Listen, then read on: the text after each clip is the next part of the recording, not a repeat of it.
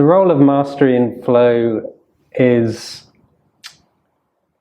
probably best viewed as a framework for achievement. Typically in environments where we're wanting to achieve, flow can be really attractive because of the connotations of optimal functioning and optimal performance and the fluidity to our actions, less stress, all the rest of it. And typically when we move into achievement situations, we're achieving for what? We're achieving typically to get that outcome. And maybe that's affirmation and applause, maybe that's a pay rise, maybe that's to move to the next level, whatever it is, whether it's a social reward or an extrinsic gain or material gain that we're getting, there's this focus on that. And the whole process of that experience often gets ignored.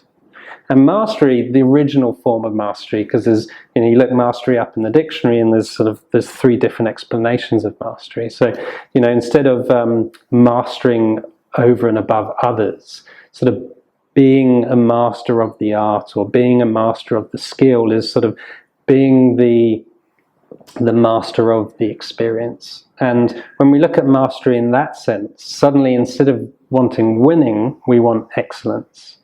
And the focus, two are very, very different because they might be two very different paths. To perform in a way of excellence may not get us to win. You hear about winning ugly, right? And people can perform horribly well and still win. But you can perform excellent and still lose if the person you're playing against is even more excellent. And so when we focus on excellence, the whole outcome paradigm becomes lost, or it doesn't become lost, it becomes irrelevant.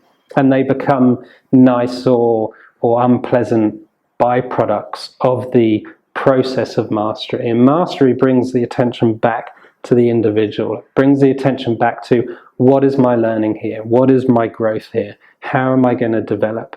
How can I get those incremental gains from a personal perspective, and that could be in a professional field, but how am I growing as an individual rather than what am I getting from all these experiences?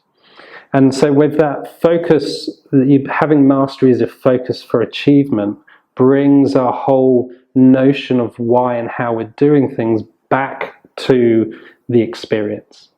And so we can then, and why it aligns perfectly with flow is, when our aims is to improve that experience and the complexity of those experiences, so they become richer, then we can sort of really master our own art and our own application with a specific task or skill.